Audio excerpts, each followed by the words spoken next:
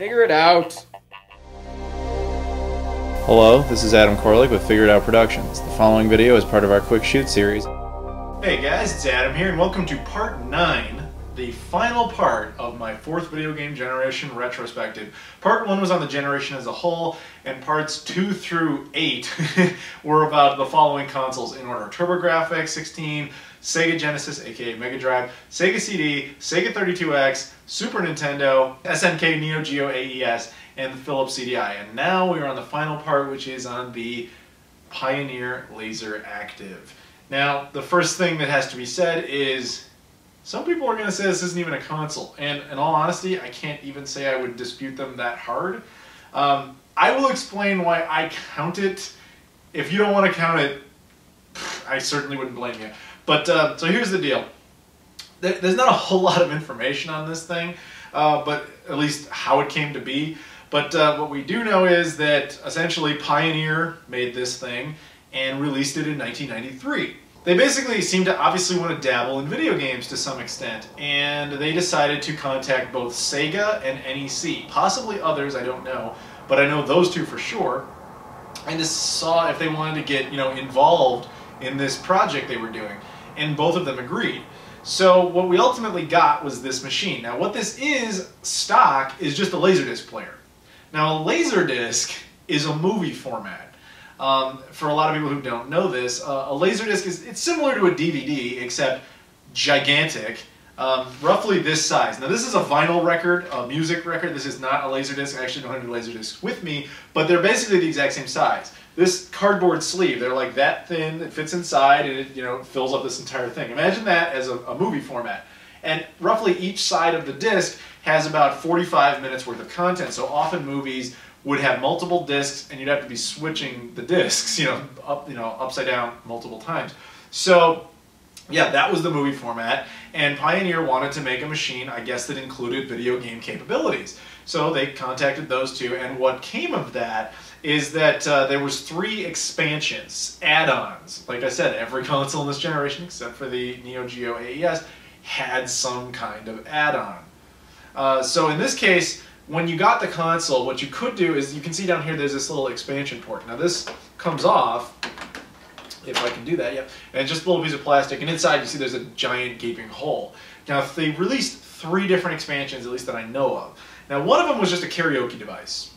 Whatever, you want to play karaoke on this thing, go nuts. The other 2, which I have the most common one, this one is the Sega Genesis add-on. I think you can tell what that probably does. So you just take this thing and put it inside, and bam!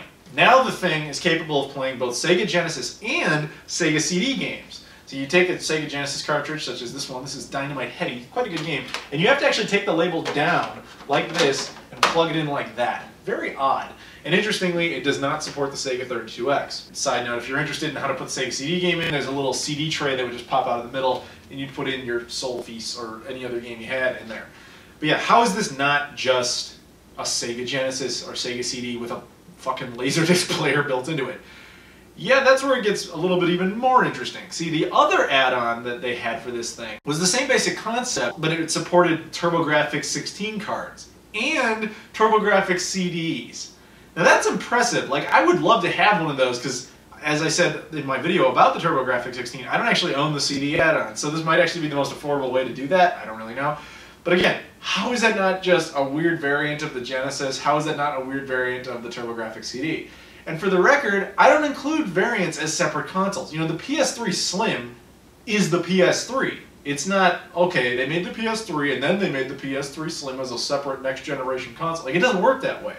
So why would this count? In most cases, I would agree with almost everybody. There's only one reason I think this counts as a separate game console. And that is that once you had these game packs installed, there were games designed exclusively to run on this machine. Yeah, I know. I only have one of them, and that game is Pyramid Patrol. The Laserdisc-sized game for the LaserActive Mega LD, which is this thing. Now, this game was made by Taito, actually. It's a weird, like, space shooter, except, you know, on Earth, basically, because it's got pyramids, obviously. It uses Laserdisc, like, FMV technology, so think of it as an FMV game that isn't the worst one. It's actually not that bad. It's not that good, but it's not that bad. And it would basically play this Laserdisc movie and then use like the processing abilities, I guess, of the console to render something you might consider a 3D graphic as your gameplay, and you could shoot and, you know, whatever. So point is, it had its own library of games that only worked on it, but it also required, of course, those expansion ports. So it's highly debatable whether or not it's actually its own game console. I'm including it because I have it. If I didn't have it, then I might not care as much. But since I did, fuck it, let's talk about it. So yeah, there you go. There was only like 15 games for this thing, and they're all exceedingly expensive. Now, see, my personal experience with this thing is that I certainly didn't have one when I was younger. And what happened was, when I was in high school, right after the Dreamcast fell apart, I talked about this in a few videos already, but I missed Sega. And I wanted to find out what I had missed from them specifically. And one of the things I discovered was this device. And I was like, wow, that's really weird. So you have to remember, at around the time that I would have bought this, DVDs were pretty new. Like, they'd been out on the market for like a year, almost two maybe. But for the most part, there were a lot of really cool movies that quite simply didn't exist on DVD. So part of my motivation to get this thing was actually to get a Laserdisc player and to get a big backlog of Laserdiscs. Because then and now, Laserdiscs are pennies. They are super, super cheap. So I got lucky because the guy who was selling this, and I bought it on eBay, the guy treated it as a Laserdisc player. I think he was aware it did, you know, video game stuff, but I don't think he gave a shit. It included the Sega Genesis pack, and it included Pyramid Patrol. But other than the controller, which was just like a standard Genesis controller that it says like LaserActive on it, it really had nothing about the auction suggested it was a video game device. Everything else that came with it was just a giant stack of Laserdiscs. So the funny thing about this is, that's really what I ended up doing with it, because I had a Sega CD, I had a Sega Genesis, and I just decided to play most of those games on that.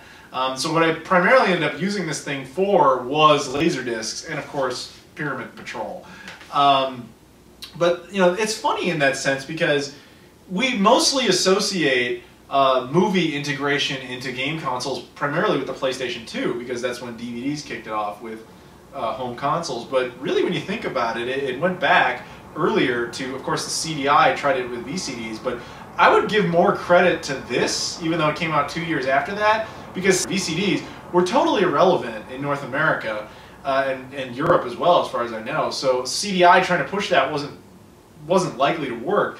But I mean, Laserdiscs had been around since the late 70s and throughout the 80s and the 90s. So putting this out there was kind of like saying, hey, you know, if you're really into Laserdiscs, if you're into that movie format, which you could be, because it wasn't actually, for the time, it really wasn't a bad format. You know, it wasn't like VHS that constantly degraded its image.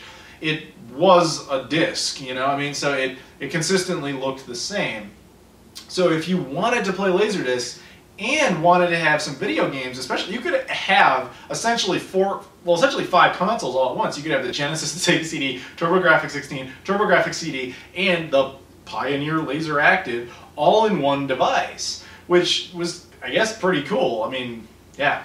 Now, I have a couple of comments on the console in particular, like just things about it. Like, it came with a remote control.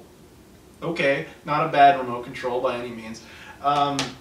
As you can see, it is absolutely gigantic. It has extra features like you can adjust sound, and I believe there's a headphone jack there, and you know, all sorts of stuff. It has a console reset button, like right there in the middle. I'm not sure if I'm really touching it, but it's there. It's like an orange button. It says reset. It does reset your games. When you turn on the console, it actually, when you put a disc in, it presents you with like 3 options. One is to like eject, one is to reload, and I don't remember what the other one is. Or play game, I think. I don't really remember. But yeah, it's not a bad machine. The one thing I would really critique it though for is the video output on this thing is pitiful. Especially for something that was supposed to be primarily probably a Laserdisc player, which again, a really expensive movie format at the time. You would think they would want to offer you, at the very least, S-video. They don't even do that. They give you composite, and it's not even good composite. Not that there is such a thing, but it's like worse than most composite outputs, and that's really a shame. Because yeah, that's the best you're going to get is a weak output of composite. So it is what it is. But yeah, that's basically everything I have to say on the Pioneer LaserActive. It is a giant, big, hulking console, if you can call it that. I'm calling it that. I'm open to people saying it's not. I'm not even going to dispute you. Anybody wants to say this isn't a console, I can't really argue with it. The only real thing that makes it a console is this and 14 other games like it that could only be played on it.